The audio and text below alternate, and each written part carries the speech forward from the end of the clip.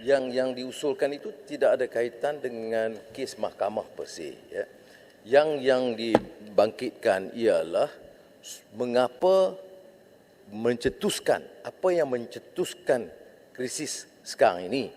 Yang menyentuh soal kedaulatan negara, betul. Ya. Soal penafsiran dan juga keputusan Sepanyol dan Perancis itu urusan mahkamah. Ya, betul. Tapi subjudis kes mahkamah di Paris ini tak ada dalam Sabahnya. Tapi tak apalah kalau keputusan yang bertuah begitu.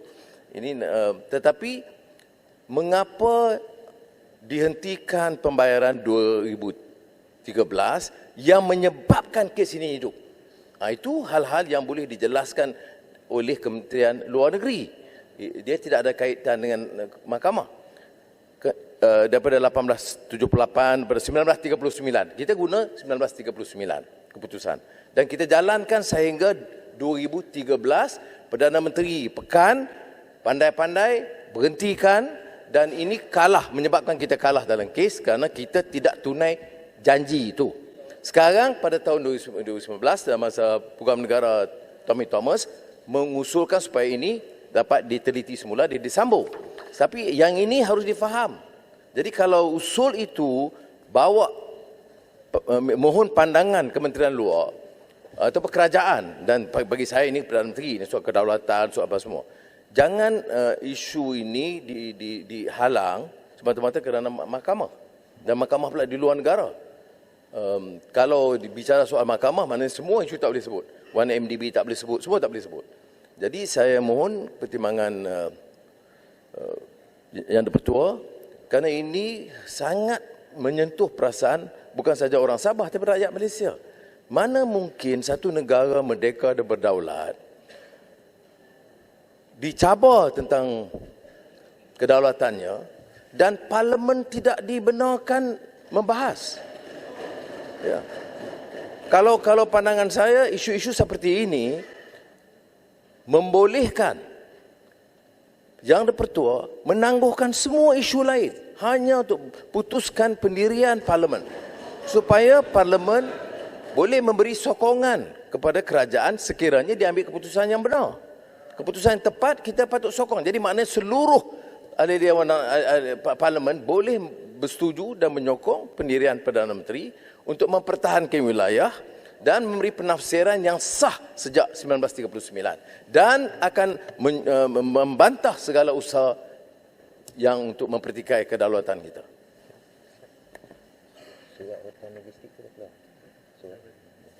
Terima kasih Yang Berhormat Putatan dan Yang Berhormat Ketua Pembangkang kerana telah membangkitkan isu ini secara rasional dan tanpa emosi. Banyak perkara yang kita boleh capai sekiranya kita tidak beremosi. Isu yang ditangani oleh mahkamah di Sepanyol dan juga di Paris adalah berbangkit daripada sebenarnya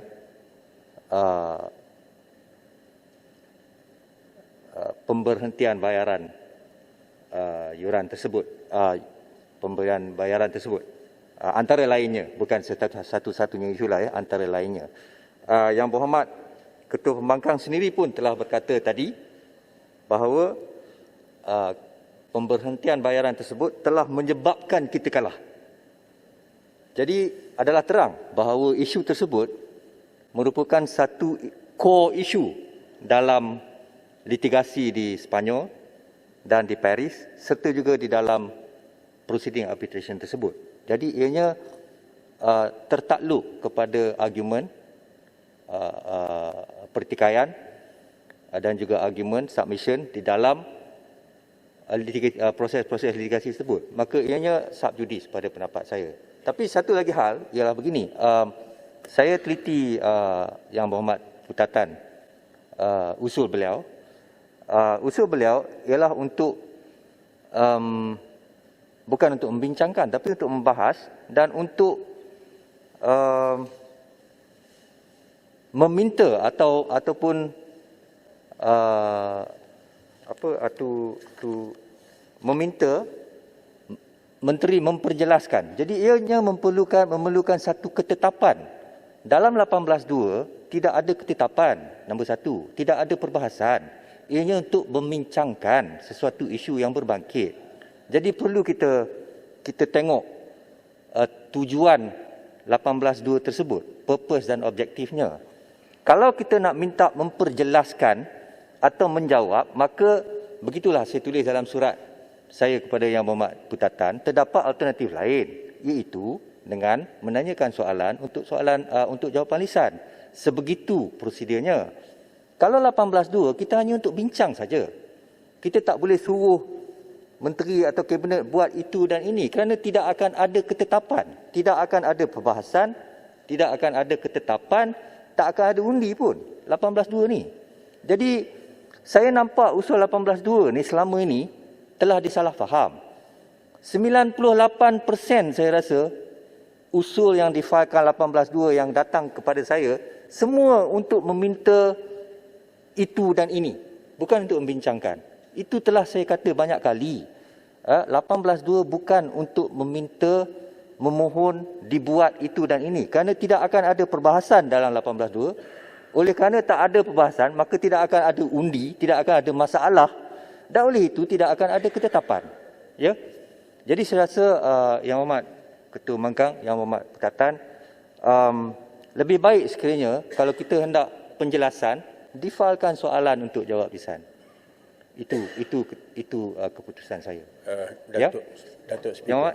Tuan Sri Ketua, dia tidak menghalang perbincangan supaya ada kertas supaya untuk ahli dewan.